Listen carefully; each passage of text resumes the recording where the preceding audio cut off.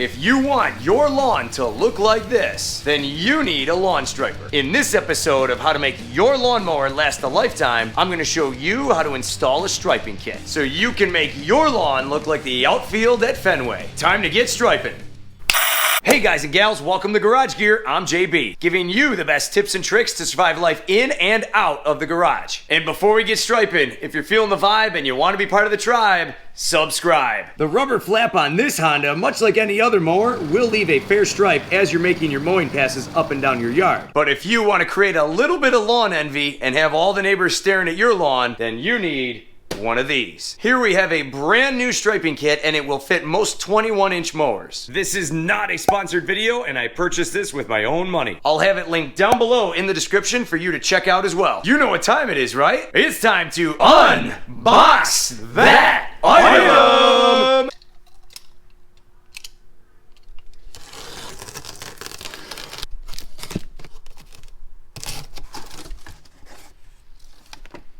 Here we have our instruction manual, our striping kit itself, one of our connecting bars, a lawn patterning user's guide, another connecting bar, and then another box full of goodies.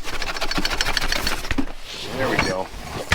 Ooh, more bars. Oh, this is gonna be big. This is the connecting hook right here. That's pretty heavy duty. Holy smokes. And then all of our handlebar attachments. Look at those. Those are pretty beefy.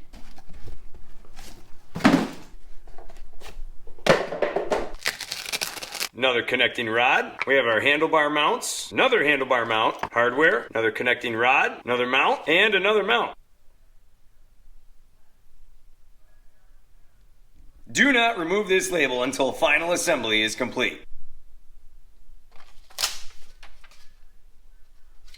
Whoops. All right, let's get this bracket on here. Our first step here is to take the bag off of the mower. In order to mount the handlebar brackets accurately, I measured up about 7 inches from the deck brackets on each of the handlebars. Next, what I'm gonna do is I'm gonna take my mount here and I'm gonna point the upside up, of course, but this side is actually gonna be facing away from the inside of the mower. You wanna be able to see that shiny bolt on the inside between the handlebars. We're gonna mount that right here, right on my marker line. And because this Honda has some slightly wider handlebars, this may not fit as nice and snug here right on this line. That's okay. We're still gonna bolt it right down. I'm gonna use my screws here, and I recommend if you're gonna use an impact driver like me, go slow. You don't wanna strip this. There's all plastic inside here, and if you go too fast, you could strip it. So take it easy with this. You might wanna finish it up with a hand screwdriver.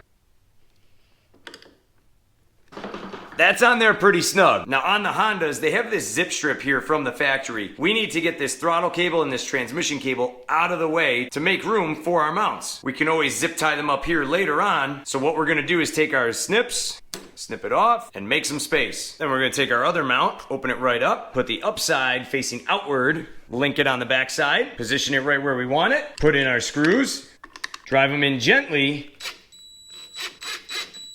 and then use a screwdriver to finish them up.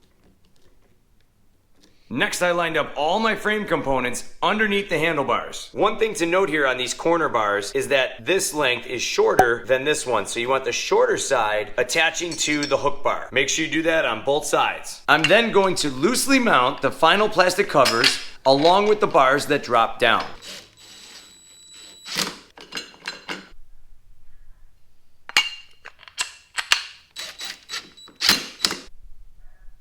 Now down below, you're gonna want this final hook bar about 3 to 4 inches off of the ground. So now in order to get that right, what I'm gonna do is take my L bar and I'm gonna insert that on the lowest hole to hit that height. For me, that should do. Then go to the other side, set the other one, just like that. Now for me here, when I line up this bar on the bottom, it appears that the second hole is gonna be the appropriate width. And it might be easy to go all the way in to start so you can get the whole piece on the bottom. There's one, there's two. Now the hook is perfectly centered here on the bottom. All we have to do now is set it close to the back of the mower. Now to set this at the correct angle, here's what I gotta do. I gotta bring it in one click. I can't really go any further in than that or else it's gonna be bumping up to this plastic shroud on the back. And the teeth up here won't line up. So that one click that I just had right there, that'll be good enough for me. This is perfectly straight up and down here. This is one click in. I'm gonna send it in with my driver.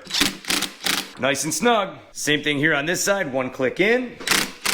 That's pretty sturdy, ladies and gentlemen. That is strong. Look at that. That ain't going nowhere. One thing we don't want to forget about here is reattaching our cables. I'm going to reattach them a little further down on the handlebars just so they're not getting caught on anything as I pass by my house, my fence, or anything else. Snip off the end and we're good. Now, the longest and most painstaking part of this entire job is filling that tube up with sand. We need to get about 16 to 20 pounds of sand inside that tube. Now, the difficult part is standing this tube upward like this and then pouring the sand inside. I'm gonna place my striping kit inside some aerobic step bases just like this, and that will keep it upright for me. I also put it inside a box so that way if I miss the funnel with any sand, it'll just fall into the box and I won't have a big mess to vacuum up. For this part, just about any sand will do as long as it's fine enough to fit inside the hole and get down into the tube. We're gonna start by unscrewing the plug here on the side. There we go. Now this hole here is only about a 1/2 inch wide, maybe just a hair bigger. You wanna find a funnel that's big enough and has a wide enough mouth that'll fit right inside. And just simply start pouring your sand in slowly. If you get a sand gem, just start wedging it down with a screwdriver. We are gonna be here a while.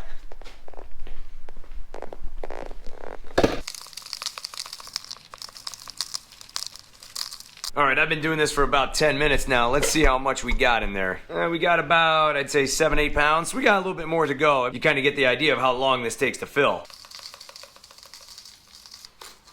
All right, ladies and gentlemen, this thing is just about full. It weighs almost 16 pounds, and if I stick my pinky in, I'm touching sand, so we are done filling this thing up. We're gonna put the cap back on. We wanna make sure that there's no sand in the threads. We look good right now. I'm gonna twist it in and use a screwdriver to crank it down. You wanna make sure it's snug. Done. Now, in order to set this up right, you're gonna wanna tip the roller up at an angle and then hook it on and then lay it down. That's gonna be the quickest and most efficient way to set this baby in place. The cool thing about this lawn striper is that you can put it on and take it off easily. Unlike some other models, you have to leave it on permanently. This is very convenient. That is just awesome. I love how it pivots nicely. Great. What's really nice about this unit is that you can also use your bagger without the striper being in the way. Time to lay down a few single pass stripes and see how it does.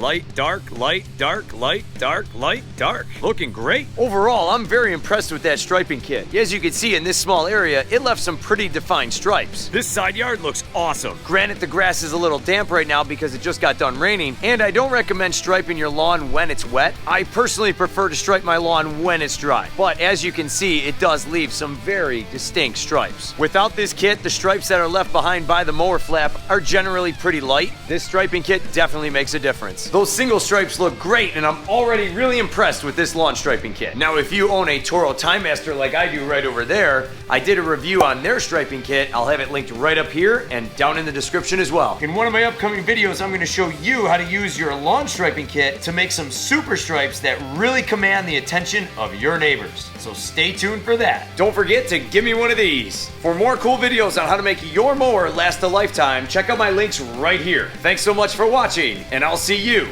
in the garage.